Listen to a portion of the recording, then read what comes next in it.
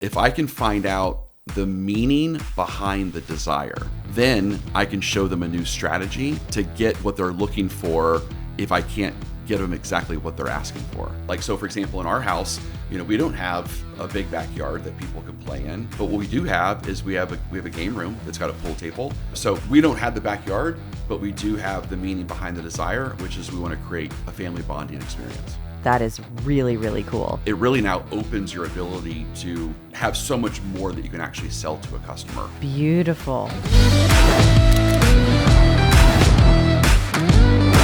Hi, and welcome to Jason Forrest Show. I'm with my wife, Mary Forrest, and today we're talking about the Masters. It's coming up, but we're not talking about golf. We're actually talking about something different. We're talking about how does the Masters use scarcity in this one-time event to drive millions of dollars in merchandise sales, and how you, as an entrepreneur, as a sales team, can use that same type of effect to drive urgency, to drive even more sales. We're also talking about how to sell to different generations, which is some pretty kind of crazy stuff. And just wait for it. We're going to share with you how having childhood trauma could be like that last bit of edge that you need to truly be a champion, to be the greatest of all times. So many great things. If you like this kind of message, then of course, like and subscribe and share. We are all about igniting the pride, purpose, and protect professional sales. We're all about giving you freedom from worrying about your next commission check or your next sale, and how you can be the absolute best version of you. Mary, you ready to get going? You know I am. All right, let's go. All right, Mary. So coming up in April, we have the Masters golf tournament, and I see that you have a Masters hat. I did. I brought it for today. I know you said we're going to be talking about the Masters, so I pulled my hat out. I tried to wear it with the headphones, but the shadows, it didn't work, but that was my plan. My plan was to wear it, so now it just gets to sit here beside me instead. And who gave you that hat?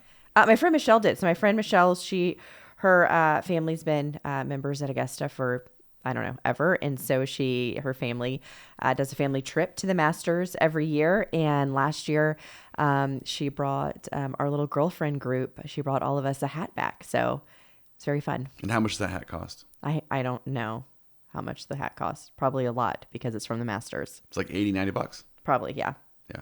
So what's amazing about that, and that's what I want to talk about on today's show, is that today we're not talking about the Masters as it relates to performance psychology from the aspect of golf, which is what people would expect us to talk about. We're not doing that. Instead, we're talking about the Masters effect as it relates to their ability to make millions and millions and millions of dollars off merchandise and off of the experience selling very expensive hats, amongst other things, as well as all kinds of exclusive packages they get, and all kinds of stuff that happens during the Masters experience. And so I want to talk about that, and specifically how can businesses, how can organizations connect that to driving more sales for themselves, creating this effect, this exclusivity, and as well as scarcity. I love it.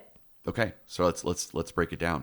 So again, the Masters, they have these amazing different packages. They have sports traveler packages and road trip packages and luxury accommodations and all these different things that of course that they are able to do.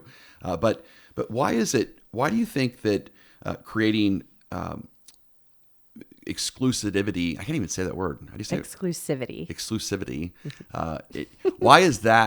Why does that drive sales more than the opposite? Because I think in today's world, people think that being inclusive, not exclusive, is the right way to go. But you and I both know that that's not actually the case, that when you actually make things inclusive and they are available for everyone, it actually lowers sales. And you see that with all these different brands that tried to do that and it backfired on them. Yeah, well, I think it's just everybody wants, we were talking last time about that wanting to belong. And we all want to feel unique, and we want to feel special, and we want to feel like we belong. We want to find our group and our place, and exclusivity gives you that dopamine rush and that belonging, which is paradox, because inclusivity actually doesn't give you that because it's just available to everyone. And I think there's also, I heard it. Sally Hogshead used to say this. You remember she would say, "You don't want to be the all-you-can-eat buffet. Like, it's just everybody can find something and everything's kind of mediocre. You want to be the specialty item at a fine dining restaurant, like something that's not everybody's going to have. And in fact, not everybody even might like it. Mm-hmm. And that makes it more special. It makes people want it. It's a higher priced item when you do that as opposed to just being, mediocre across everything. Kind of okay for everybody.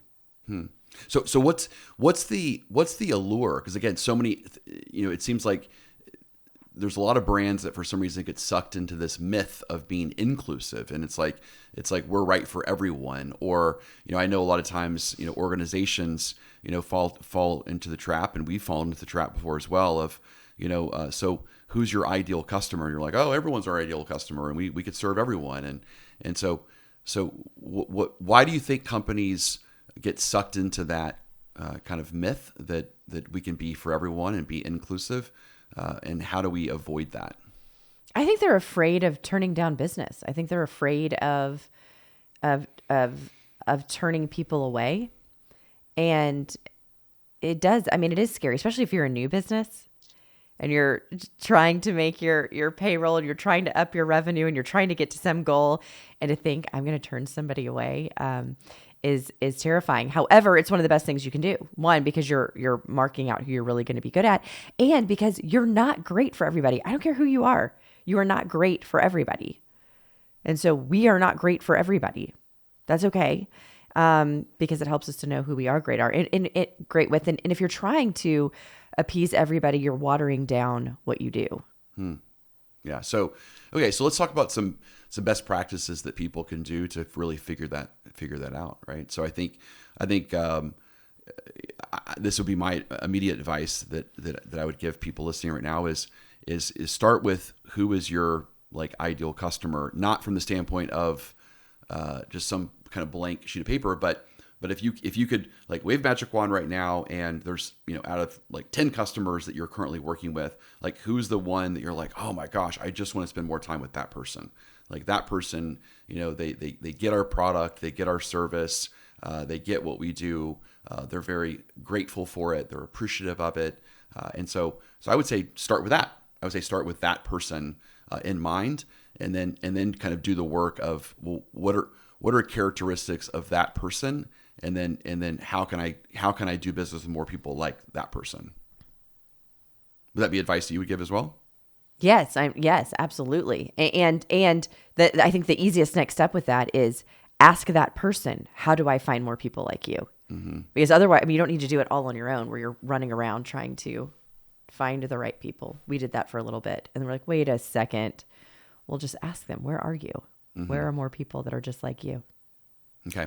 So I think, so again, start with people who, again, of the customers, who are the ones you want to spend more time with based upon that you feel they really get you and you get them. And then do the opposite, do the polarity. And that's who is your worst customer. So who's the one that you're constantly having to resell? You're constantly having to reconvince that you're a good product or you're a good service, and they're just always pushing back.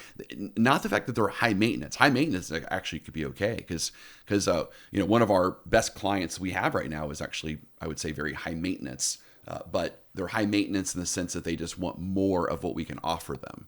They're not high maintenance in the sense that they don't get what we can do or they don't agree with what we can do. They're high maintenance in the sense that they just want us to do more of what we're great at.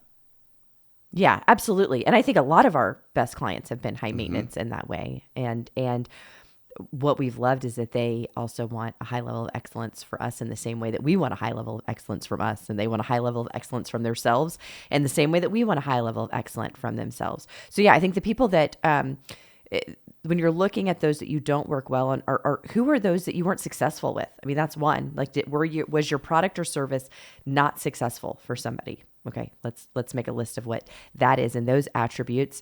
And then, of course, the cultural piece that they ended up, for some reason, they weren't successful, not because of what they do, but because of the culture that they have. And so sometimes it's a culture. I mean, we had a conversation at dinner last night with another entrepreneur who was, he was talking about cultural cultural issues, one part of his business closing down because of cultural issues and other businesses that just took it out of his hands and made it not fun and made it too difficult. And so find out who's not your person, and you should stop working with those people. Because at the moment, and that's where the wisdom comes in, and that's where the grounding as an entrepreneur comes in. And the same for salespeople, because you're selling them. It's hard to know, but to really do that discovery of, is this the right person for us? Can I be successful with them? And you have to not look at the revenue dollars right then. You have to look at the long term. Am I going to be able to hit it? And what's the time going to take? Because sometimes, when you take a risk on somebody that's not exactly your market, it's not just about being successful or not successful. It's how much more work is it going to take you? So when that's the other thing. If we go into a completely new industry, it takes a lot more work. We have to learn that industry. And so we have to really think about it. We want them to really be in alignment in the other spaces if we're going to take on the work of mastering a new industry. Absolutely. Yeah. So is it worth it? Okay. So again, great thing for people to start off with. Again, to figure out again that ideal type of customer and to create more exclusive, to be more exclusive than inclusive, which is important. And then also one of the things that the Masters does extremely well is they obviously use the concept of time scarcity, which drives demand. So there's merchandise that you can only purchase during the Masters event. So you can't get it online. You can't get either. You have to be at the event in order to get the merchandise, which I think is brilliant, right? Creates a tremendous amount of scarcity. So how can salespeople use this, which I think is a cool concept, right? How can they use this concept? Like, for example, here's something that we do, is that we will do live webinars, and this is something that, of course, people can immediately borrow from us as well. Is we'll do live webinars, and we'll say that we're going to give you a free book or a free PDF or a free something, but you have to be in attendance and you have to be here by the end of the webinar. So we're only going to give it to people who are here the entire time, and we're going to take attendance at the very end. And if you're here, then you get this free blank. Yeah, but yes, yeah, absolutely. And I think with all of those, with the way we're doing those webinars, with material from or product from the Masters, it's an identifier that you did something. Like, it's earned, right? People like earned. That's why you love your Spartan medals, because they're earned, not given. It says it on the side of them. You have your Red Everest 29029 hat that you cannot buy. It must be earned. When you join a training class of ours, you can just go through the class and like, good, we checked you off that you did the class. But if you want to earn the badge, it's earned. Like there's work that has to be done and turned in order to earn the badge that goes on LinkedIn. You don't just show up to class and have your camera off and get the badge. Like there's more people in the classes than badges that go out. So all of those are earned, but it's also interesting because then they're all recognized by others who've earned it. And so you start to build a club or a tribe around those that know what it is. Mm-hmm. Yes. Right? Like my Masters hat, I mean, it does say Masters. I was gonna say, it doesn't even say it. It does say Masters. But a lot of this stuff doesn't even say necessarily what it is. It's just, it's known. It's known by those that know. Yeah. So the scarcity of something, of course, makes it more valuable. It makes it worth more to the person. So same thing with like that, with my 29029 red hat that I received. You're right. I mean, you have to hike 30 miles and 29,000 feet elevation. You have to do it within 36 hours in order to get this red hat that only cost. I would assume it only cost them a couple bucks a piece to create these hats. But it's worth a lot of money to me, right? It's worth something. It's a prize trophy. And so there's a scarcity aspect of that I think is very important. And the more scarce you can make something, the more valuable it is, of course, for the customer, which is important to do. So how are you able to do that? Which I think is a critical thing. So let's take, for example, So like here would be an example for, let's say, a company who sells homes, and you think, okay, well, we're in a neighborhood and all of our home sites are basically the same. They're whatever 60 feet across and 120 feet deep, and so they're all basically the same. Well, but they're not the same though when you take that home site and you combine it with that home specifically, that floor plan, and it's backed up to something that's different, and it's next to a home that's different, and it's across the street from the home, from a different home. So it's how can you create scarcity in something that doesn't seem scarce? There's a way to do that, and that's trying to find something that's very unique and special about it. I mean, just even this week, I know you were training a team that has 1,000 inventory homes, and so you were having to create unique selling messages for each home. And so, what advice did you give them to create that scarcity? Right. And well, it's interesting because we started with writing selling messages for the different floor plans, but then we would then customize it not just by floor plan, but floor plan in this specific community on this specific home site and then in this site. Because I had salespeople from this company. I had people from that had the same floor plan that were in the Carolinas. I had Houston and Atlanta. There were more, but that's the group that we were taking this one floor plan. Now, how are we customizing it to this community that's in Atlanta versus in South Carolina versus in Houston, and changing it that way? Mm-hmm. Yeah, perfect. So I think a lot of times the leash that people have, or the false limiting belief, is that I have an abundance of this product, and so how can I really make it scarce? And the answer is you can. You just have to figure out something unique about it. Or like in our organization, we sell time slots, mm-hmm. and so a lot of people want a certain time slot. And so it's creating the scarcity of, we've got these morning Friday slots that are available, or we've got this, this Monday slot that's available. And so again, it's trying to figure out, like, how do you make something scarce and make something, again, valuable for the person? Yeah. And you have to be able to put on the lens of your buyer and your prospect as well too, to go through and see it with those unique eyes. I think one of the problems sometimes is that as a salesperson, you're looking at your home sites in your community every single day. So are you becoming blinded to the differences? Are you becoming, have you trained your brain to only look in certain areas, or that you like certain things, and so you're just locking onto those, as opposed to somebody that might be very different from you or have a different aesthetic or different needs, and being able to look it through their eyes. So I think something that's really cool that you can do is put on the goggles of, I am a retired person, empty nester, looking for my retirement forever home, and drive through your community and go through your floor plans with that. Like, my grandkids are going to come visit sometimes. I want to host some holidays, but there's really only 2 of us here the majority of the time, and go through the home with that lens, those goggles on, and then switch it around to, okay, so now you are a newly married couple, baby on the way, hoping to have a couple more, go through, now put those goggles on, go through the community, go through your homes, look at it through that lens, and then every other, group or demographic that you serve. And you're going to notice things in a different way, because now you're not looking at them through your eyes, through just what you like and don't like and what's important to you. You're looking at it specifically through the viewpoint as close as you can to other people. Mm-hmm. Yeah. Good.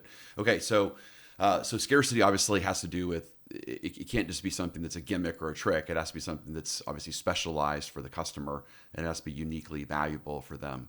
And through that is what drives urgency. So we're talking about scarcity is an aspect of circumstantial urgency. So you've got emotional urgency, which is, how is this really going to improve my life? And then you've got scarcity, which is more on the circumstantial urgency, and that's once I know my life's going to be improved, the sooner I act, the sooner I can take advantage of that. And so how can I almost create this kind of like limited time kind of scarcity type thing that causes me to do something faster than I would have normally not have done. Is that Yes. right? As a buyer, As a so you buyer. mean, yes, yes. Yep, as a buyer, exactly. Which again, going back to the master's effect, right? So people, there's a lot of people that because they can only buy this merchandise for this specific time, it speeds up the transaction. Like now, but they still have to want it first. They have to want to be a part of this. But then obviously the limited time is what actually causes them to go faster. Yeah, absolutely. Because I can't decide to get this next week. Like it's now or never. This is it. Perfect. So another technique that works really well to create this kind of scarcity effect is actually onboarding new clients. And so one of the things that we tell our clients to do is, and again, everything has to be in the case of honesty. So if you're not being honest, then that's not what we're saying here. But for example, if you only had the capacity to onboard, one new client a day or one new client a week, then that would be a phenomenal scarcity approach for people to say is to actually tell the customer that we only onboard clients on Tuesdays and Thursdays, and right now the next Thursday, the Thursday coming up has already been taken. Someone's already been on. We have a new client that's onboarding on that day. If that's true, tell the truth. So the next available slot would be the following Tuesday. Assuming that you're moving forward with us today, would you like to go ahead and like just pencil in that spot? Would you like to go ahead and hold that spot? I know we have some more questions that we would need to go over to make sure that you feel free and excited to move forward today. But assuming we're able to do that, should I go ahead and you may go ahead and like pencil and kind of tentatively hold that spot for you? And so that technique works really, really, really well because again, you're using scarcity of onboarding. That yes, I want to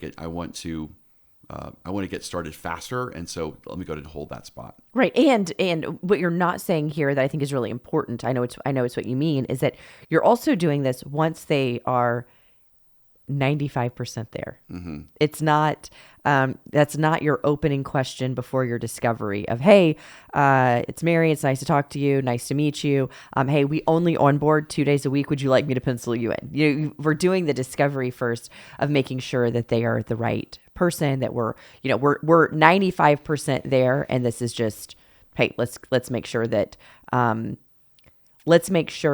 that you are going to have a really great onboarding experience and not have to wait a couple of weeks, and just it helps push it over the very final line. Mm-hmm. Yeah. So step one there, to your point, would be they have to 100% say that they agree that the sooner they start using your product or service, the sooner their life will improve.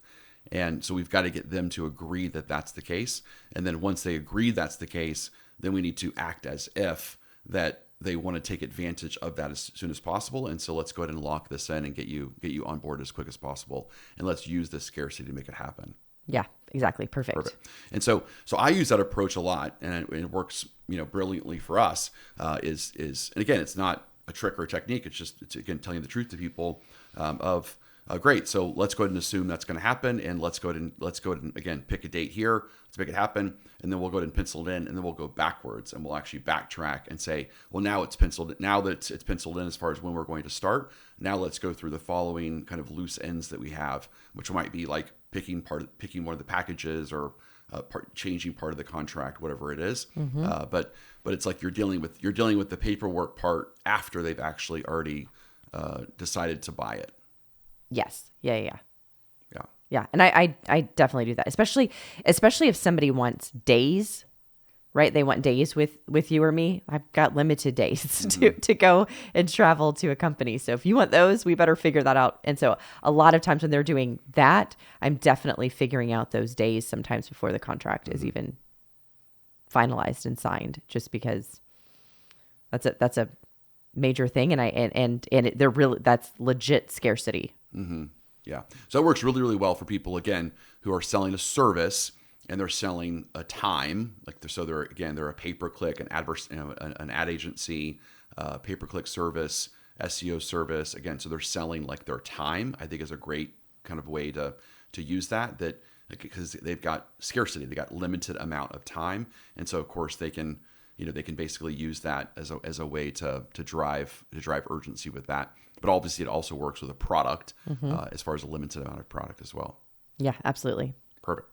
Okay, so I think that's huge. And then I think the other thing that Masters does really, really well is they make buying like effortless. And so if you watch anything about them, what? Actually, let's do this. I'm going to show you a quick video. This is from ESPN, and we're not going to watch the whole thing, but this is the kind of how the Masters tent is laid out, and how they do such a great job of kind of demonstrating their product, and then I want to talk about it. When you experience the magic of Augusta, you want to take a piece home with you. You want to give a piece to your loved ones. You see, many of those patrons have visited the golf shop here, and I don't blame them. I couldn't leave without doing the same. It was a whirlwind in there, but I think I remembered everyone on my list. This is so fun in here. There's so many people. I think I'm going to actually start with the polos because I have a lot of polos on my list. Hi. I'm great. How are you? We're doing good. Okay, I have a few for you guys. Look, John Rahm, 2023. Who's going to be 2024? This is like so heavy. That is a cute hat. See, I keep getting distracted. Sorry. It's very easy. That's going to look great on you, actually. Okay, what do we think? Is this my vibe? Welcome to the Masters. Focus, focus, focus. Oh my God, piggy banks. I gotta remember that this is the only place I can get this stuff, so I just gotta get it now. There's something about a onesie with a collar that's the cutest thing I've ever seen in my life. If I don't come home with a gnome, it's gonna be bad news. I'm gonna keep moving. Otherwise, I'll be in here all day. This is like a major flex in your golf bag. I am going to be wife of the year, daughter of the year. This cute little guy. Hello, gnomes. It's nice to meet you. You're coming with me.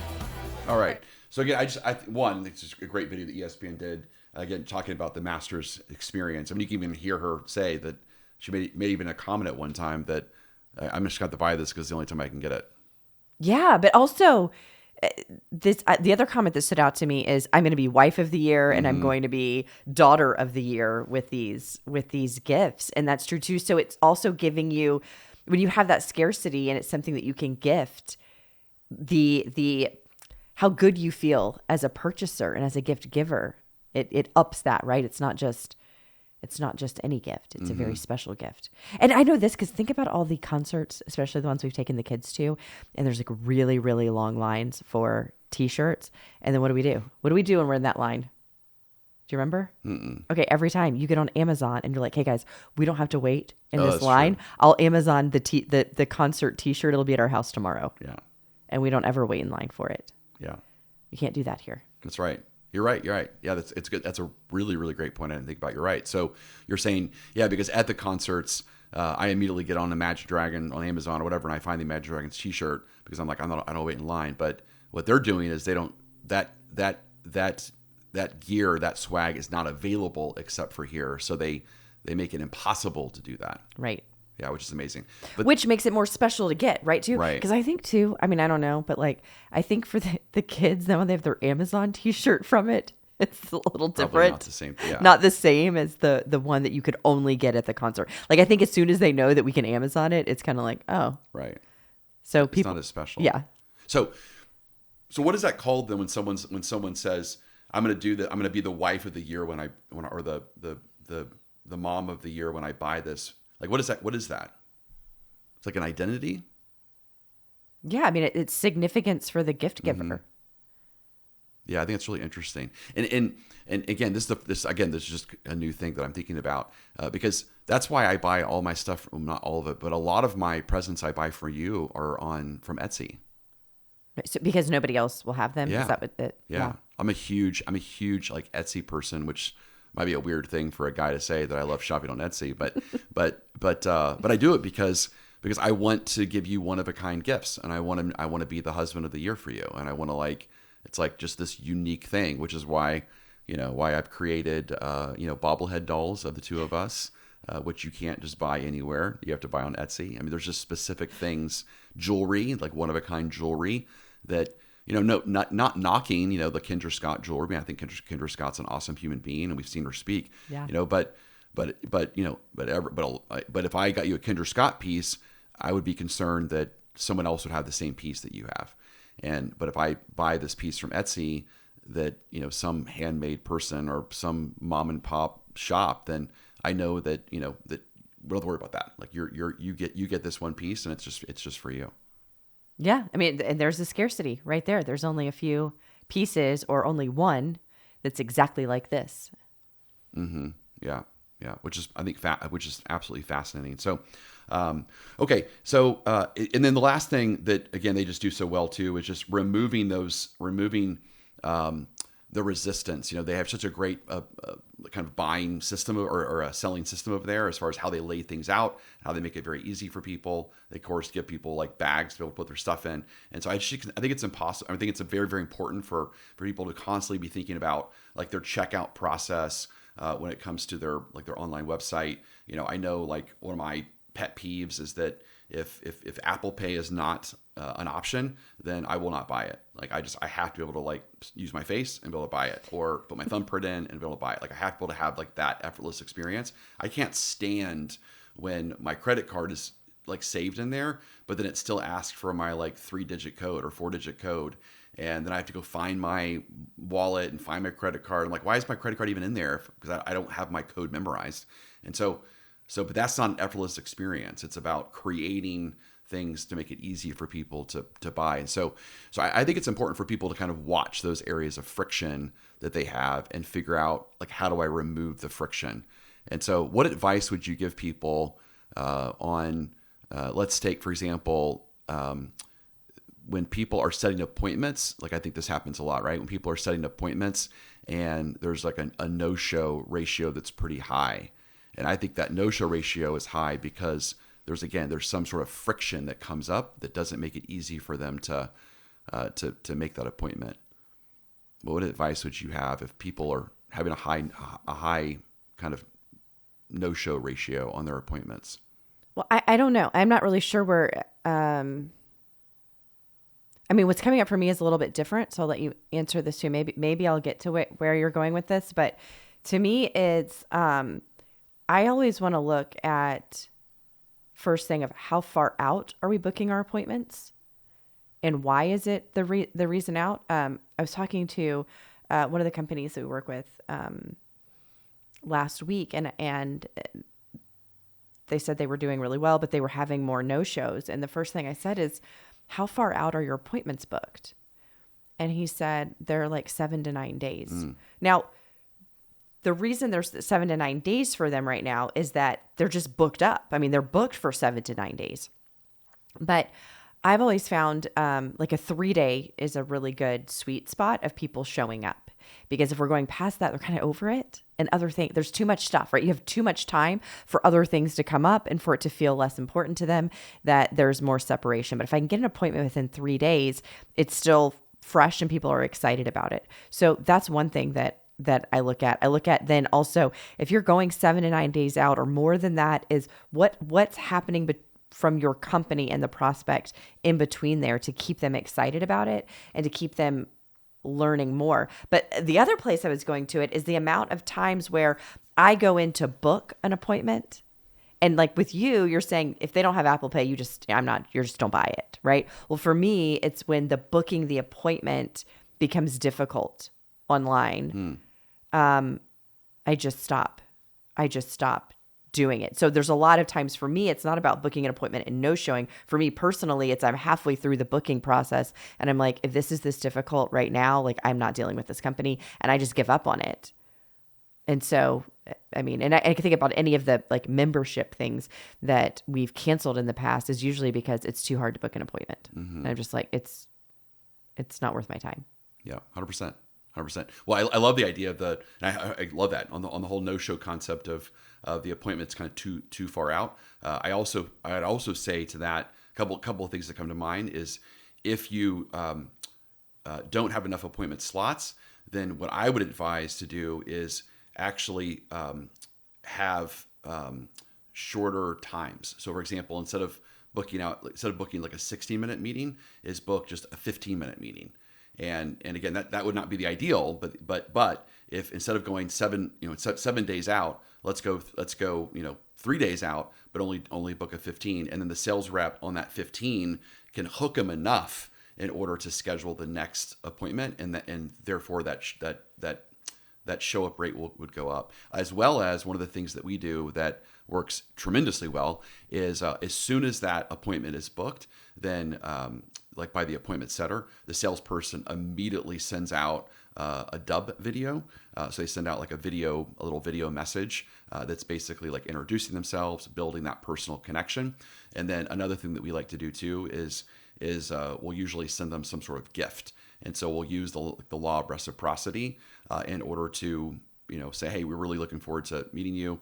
Here's, Jason's book, The Mindset of a Sales Warrior, or the book Warrior Selling. And so this will be on us. We're putting it in the mail for you. And so, what's the best mailing address that we can send it to? So by immediately like sending them something, that helps a lot as well. That removes that some of that friction.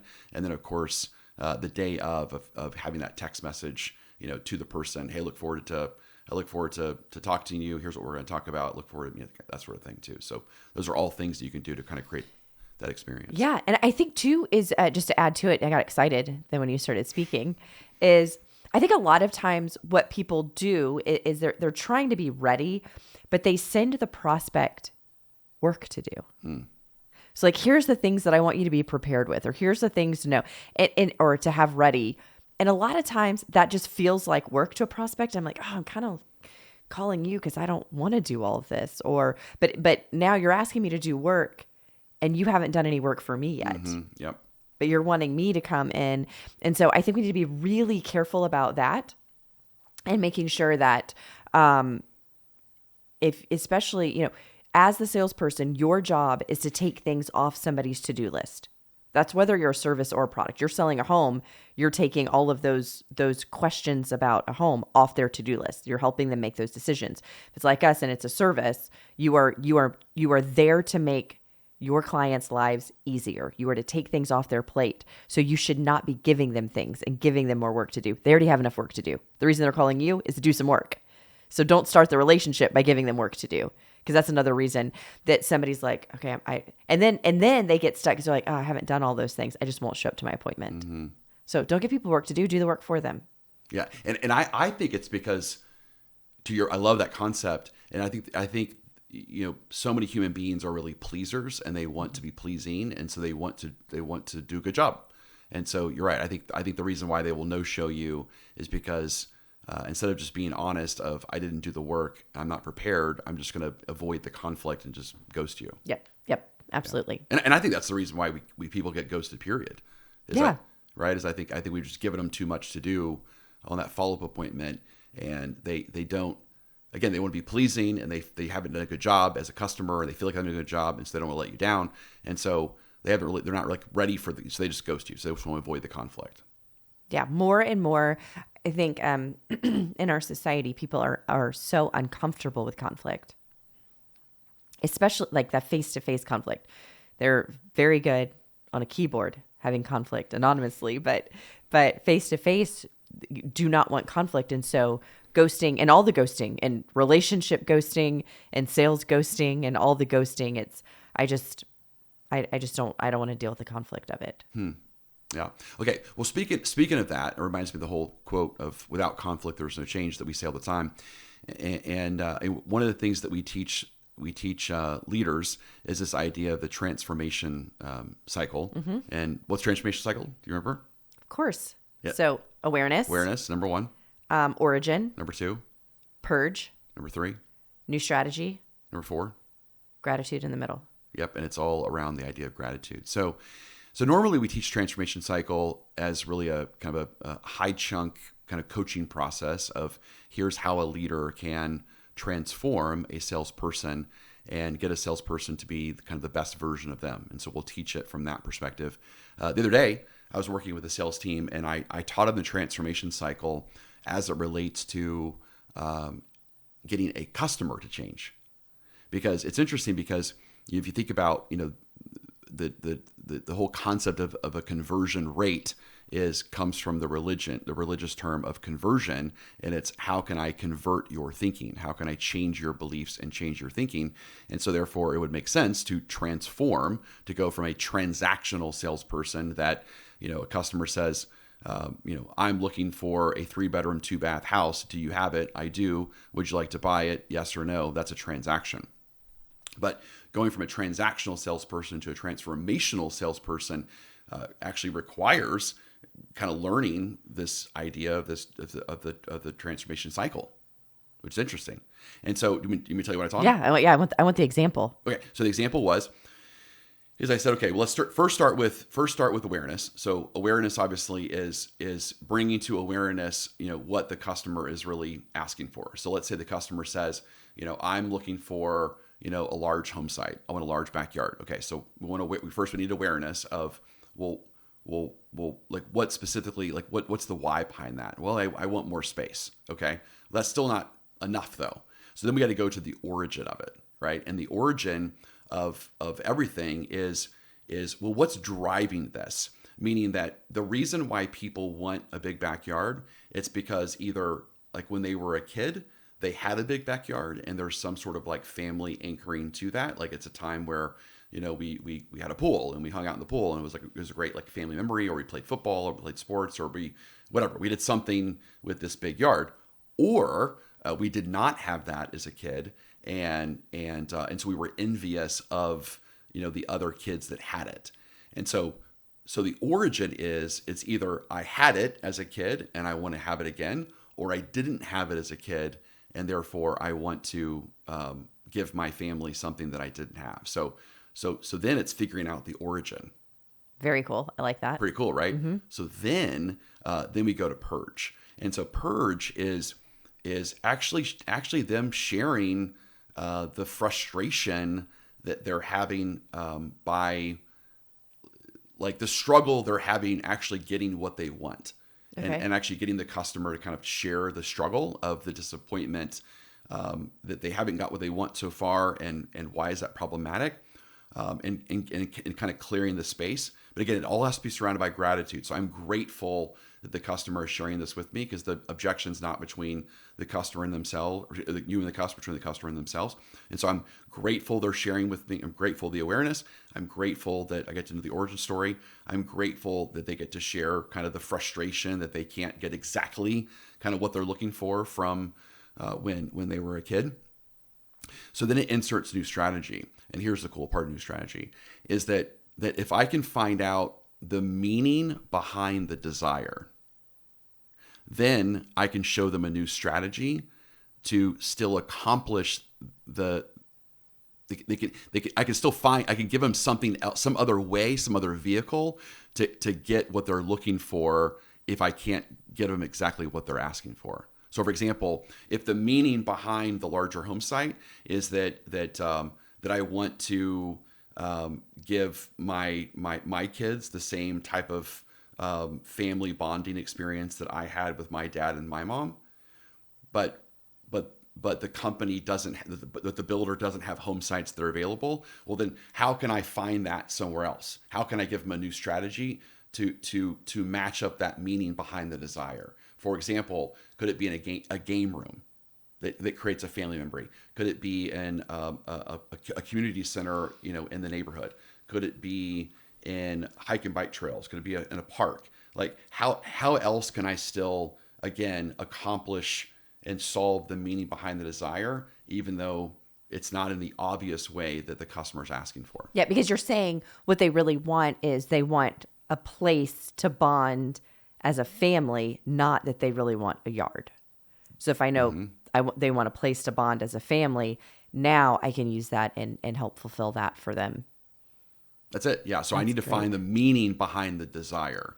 So if I can find the meaning behind the desire, then I could either just solve it directly with something that's obvious, like in this case, we can give them this home site that they want, and that's done. Or I can't, it's not possible because we just don't have that as an option. And I think so many salespeople are like, sorry, we don't have that. And then of course the customer has to go buy from someone else, or they can be a sales warrior and be the top 1% and go, oh, well, it's not the home site that you're really looking for. It's the meaning behind the desire. And the meaning behind the desire is I want to be a good father. I want to be a good mom. And I want to recreate that same experience that I had when I was a kid. And so how do I do that? Oh, well, let's just do that with a game room. Like, so for example, in our house, we don't have a big backyard that people can play in. We don't have that, that maybe you or I had, as a kid growing up. But what we do have is we have a game room that's got a pool table, and it's got a place to that you do puzzles with Elizabeth, and it's got a dartboard that we play darts all the time. So we don't have the backyard, but we do have the meaning behind the desire, which is we want to create a family bonding experience. I love that. I love that. Did they have the opportunity to use it yet? I'm not sure. I Okay. literally just taught this to them. Okay. But I didn't know how fresh this was. I wanted to know It was some other ways they're doing it, because that is really, really cool. Yeah, it's brand new, and this is a very advanced team, but their mind was like, oh my gosh, this is the coolest thing in the world. And the number one salesperson there that makes almost $1 million a year, she was like, this is super helpful.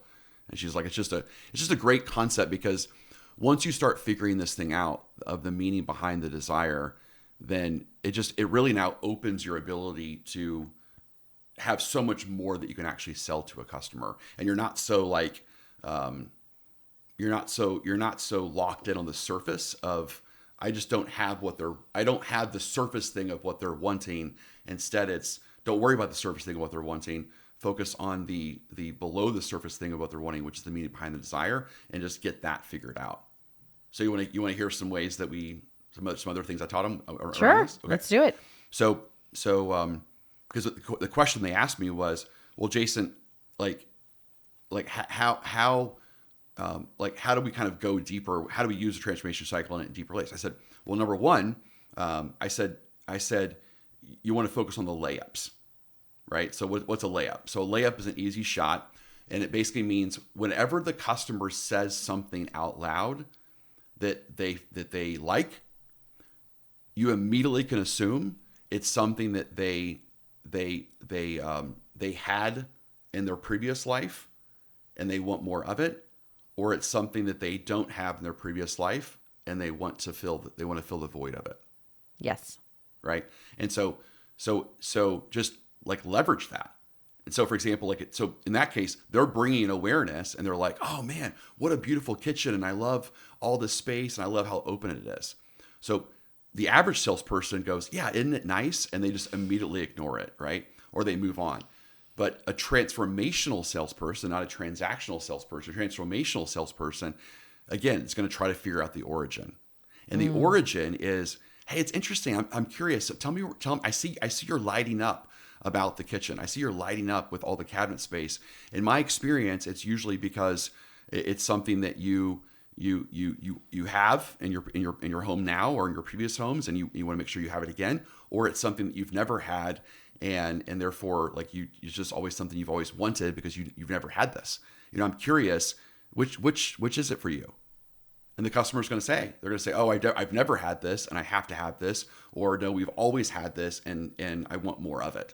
And so now we're figuring out the origin of it. Beautiful. Yeah. Beautiful. It's pretty cool. And I would think that the majority of the time, if somebody's really freaking out, excited about something, they do not currently have it, would be my assumption.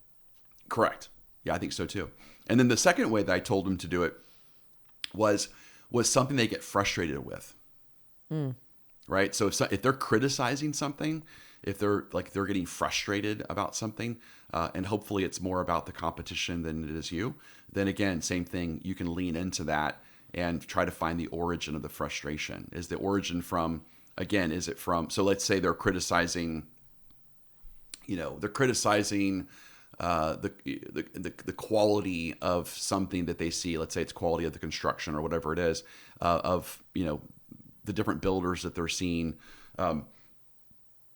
So what you would do is lean into that, and you would just say, "Oh, well, tell me. I can see that you're very frustrated with it, and we want to use the Chris Voss technique of actually label the emotion. And so, am I feeling that right? Are you? It sounds like you're frustrated. It sounds like that's an annoying thing.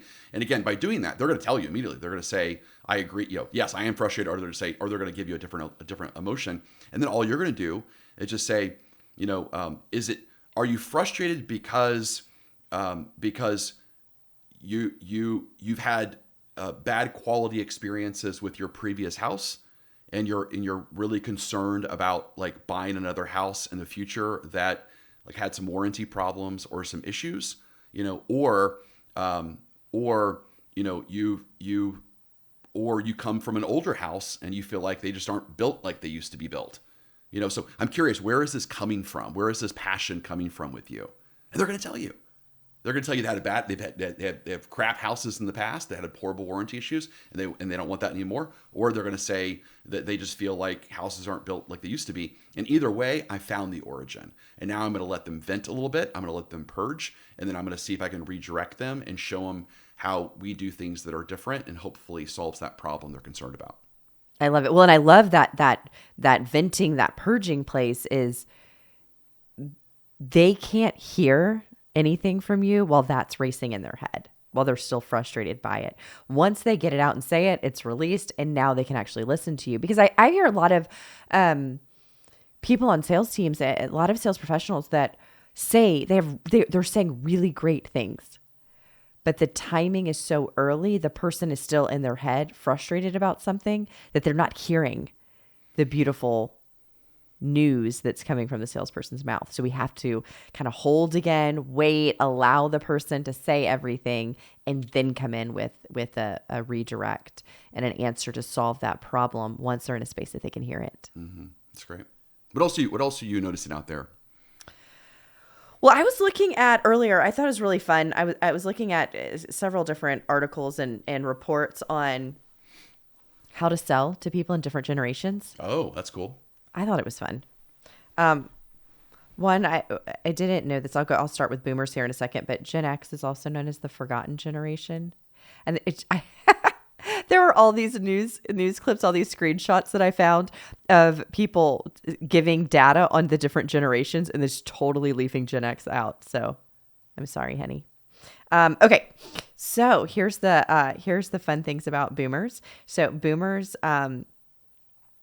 they love shopping online, and they love doing their research online, which is really interesting. They said a lot of times sales professionals will think that because they're older, they're not tech savvy or they're not doing as much online, and they're actually buying more online than even the younger generations. In fact, what was really funny in this research that I did is that Gen Z likes brick and mortar and in-person sales a lot more than boomers do. In fact, Gen Z likes it the most, and boomers do the most like research online. Isn't that interesting? Well, it's very interesting because Gen Z is the one they've lived their life online. I know. I think it's a rebellion, right? I think for like the boomers, majority of their life was lived without having online. And now this is like, oh my gosh, my life is so much easier. I'll just do it this way. And for Gen Z, they've just been online all the time. They're like, this is awesome. I can go in person and shop somewhere and go talk to somebody and touch something. And so it's the opposite is what you would think. But that's why I think it's from, I couldn't figure out any research on why that is, but that was my prediction. It was a rebellion and a novelty thing. That was very interesting. Okay, so let me go back up here. Okay, interesting. Okay, so here's the interesting thing about boomers is that when you're selling to them, where they like to get information is at Facebook groups for a product or service. Okay. So groups that are dedicated to, so like the if you're buying a car, they want to go to the group, the Grenadier Owners Facebook group. And they want to get their data and their research from a group that has the product or service. That's the number one place they're going to. Interesting. Have you ever thought about that? And that's which generation? Boomers. Huh. Mm-hmm. Because for me, like, so when I bought my Ineos Grenadier, which is one of the coolest SUVs around right now, it's very exclusive. It's from Great Britain and it's amazing. But I I'm a Generation X. I didn't do the research. I didn't go to the groups before, but I spend a lot. I don't know if you know this about me. I spend a lot of time in the Ineos Grenadier like owners groups. Aren't we saying the same thing? What's different about what you're saying and what I'm saying? Well, I didn't do it. I didn't do it to buy it though. You joined them afterwards. Right. Oh, okay. So I don't know what that means or not, but I think that's just interesting. Like I don't use the groups as a way to convince me to buy it, but I use the groups as a way to learn more about it after I've bought it. So where did you do your research? Like, how did you decide on that car? What were all the places you went? I guess, well, I watched a YouTube video. I did watch that. Okay. So I watched a YouTube video, like one video that kind of had someone kind of going over it. Was it a video created by Ineos, or was it a user's video? No, it was by Ineos. Oh, okay. Yeah. Okay. Interesting. Yeah. Well, this one says, when selling to Gen X, you want to really talk about stability and certainty in the products. That Gen X has had the most like ebbs and flows in the economy, and so they want stability and certainty. Okay. And they want quality over trendiness. Huh. So trendiness is the least important to Gen X, but they want something that's going to last. Okay. And quality. Well, that was interesting. Yeah. I said they are the majority of decision makers right now are Generation X because of their age, and they said this is both in buying for the home, in their home decision making, and in the office. They're the majority of our senior executives are Gen X now, and so that is so weird, isn't it? I know. I met somebody. Who did I meet? It was one of the CEOs we work with the other day. And I was like, oh my gosh, he's so young. And, he's probably like 45. And then I was like, oh, they've probably always been like 45. It's just 45 seems really young these days. Yeah, that's crazy. I know. Gen X, those are the most of our executives these days. Okay. Millennials, they want a message of sustainability of the product.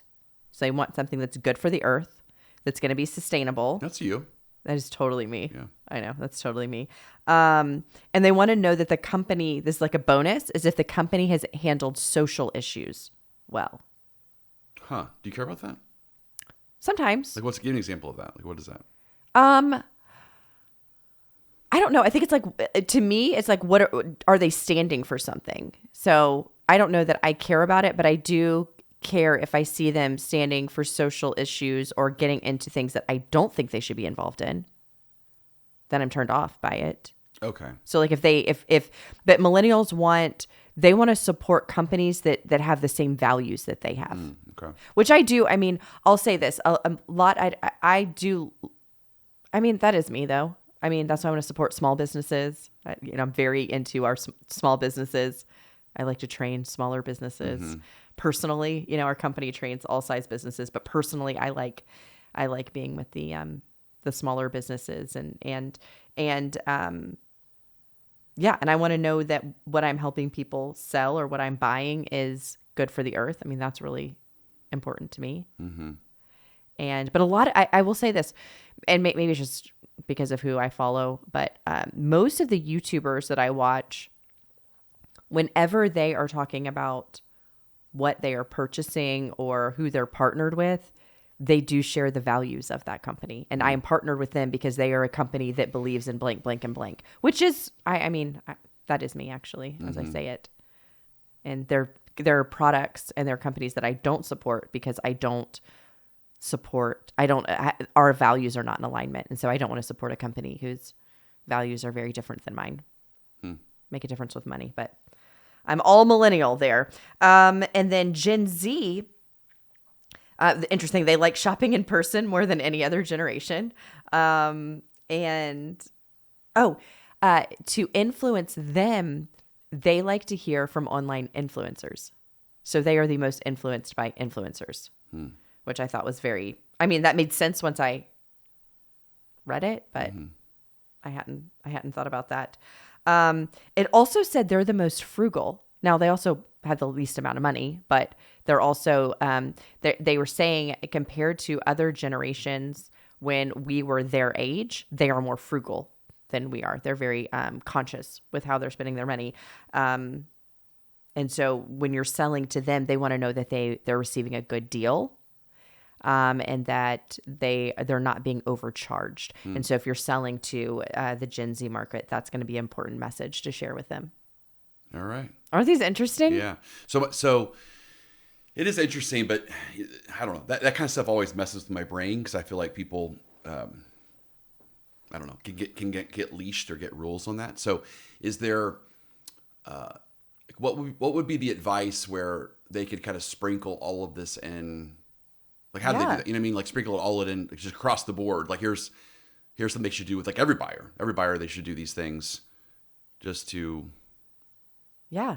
Well, I think one is look at your product or like what's your online presence, right? That's kind of important across all of them. So yes, salespeople, when we get them in front of us, we're doing great, but let's, and it depends on your company if you can go and support those messages online through your own social media and make sure that there's online presence. So that's really important, but a lot of it we can do it ourselves. Like we don't need a company. Now, if you're at a big company, then they don't want you to do it yourself. You need to, but they have it handled. So either way, you're going to be great on that.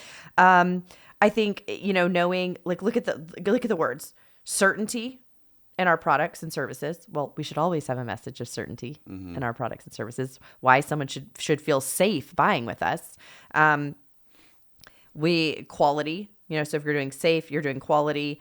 I think when it comes to, if you are a company that is on, I think we talked about it a couple of episodes ago about that social issues, social capitalism is part of your company, then be bold and say what it is, right? Say what it is, say what you are there. It's also okay, and what's fine for millennials as well, is for businesses to not be political or not have any things that they are standing for out there. They can just be a handbag company. They can just be a hat company. They can just sell homes to build community with nothing behind it. So that's okay too. That's great. Definitely don't jump into that space of here's our values, here's what we stand for, here's what we're going to give money to, if you're not ready to be all into that and with it and bold about it. So you can't dabble in that space, right? You're either in or you're out, and it's totally fine to be out. And then also, but how the sustainability part though is how is your product also, is it just good for the world, right? So how is community good for the world? How is what you're creating making people's lives easier and making the world better? So adding those in, which should be part of your message anyway. And then also, talking about price. I mean, look at this with Gen Z. They want to know they have a good deal, but also just talking about being comfortable talking about price, talking about your competitor's price. And because of course people are going to cross over on these, or you have couples that are in different generations like you and I. And so making sure you have all of them all the time is always the approach that I have on all things. I mean, all the different meta programs that we talk about in our advanced courses from NLP. And it's like, okay, some people's brains are wired this way. Some people's brains are wired this way. Okay, here's how you use both messages so that you're not trying to figure out your brain wiring and then change based on it, because that's very complicated. I like how you made it really clear that we're in different generations. Yeah. I think that was interesting. Yeah. You're older than me. Yeah. Just make sure it's very clear. Awesome. All right, one last thing I wanted to talk about, and then we'll wrap it up. So I found this quote on X, and it's actually like there's no source, but it's just an amazing quote. And I just want to share it with you and get your perspective. But it's just kind of, to me, it really wraps up kind of the message today. It says, if you put in 80%, you get 80% back. But if you put in 100%, you get 1,000% back. The last 20% is where the magic happens, because almost nobody is mad enough to go all in. Only a perfect storm of delusion, obsession, and a pinch of childhood trauma makes that extra 20% possible. It's the part where you keep going long after logic says retreat, where your biggest weakness becomes your biggest strength, an inability to stop. Because at a certain point, success isn't about talent or luck. It's about who's willing to suffer for the longest. Pain is the filter. Few pass it. Wow. Any comments on that? I mean, it's nuts. And it's true. I mean, I think so. But I like to the pinch of childhood trauma. Yeah. It's definitely a Gen Xer that wrote this. This is a latchkey Gen Xer that wrote this one. Only a perfect storm of delusion, obsession, and a pinch of childhood trauma makes that extra 20% possible. I mean, and it also reminds me of the line from Tony Robbins that what if life is happening for you and not to you? Like, how much would you be able to appreciate things? Because, so much of what people are dealing with is, again, they're dealing with their childhood traumas but I think there's a lot of truth to that some of that childhood trauma is actually what gives people that extra grit that they need to, and that resilience to add that last bit of 20% that where the magic happens, to be all in. Oh yeah, there's nothing stranger than a person who's had a very easy life. A little grittiness that adds all kinds of humor into somebody. Yeah, that adds all kinds of extra determination. Yeah, empathy. And everything's been easy. It's hard to grow empathy. It's hard to grow humor. It's hard to grow endurance if your life's been a little too easy. Interesting. All right, it's been a great episode. If people enjoy this kind of stuff, where we talk about, again, things like childhood trauma and how that actually gives you an edge in sales and entrepreneurship and leadership, as well as how to sell to different generations, as well as the masters effect, and how to use like kind of cool topics that are out there, and how to reframe them to be more successful in business and in sales. Then of course, like and subscribe and share this message with others so that we can give you freedom and other people freedom through new ideas. It's all about the ideas is what increases our confidence and what gives us freedom. And that's what we want to talk about. All right, until next time, this is Jason Forrest. Push yourself to become a better version of you.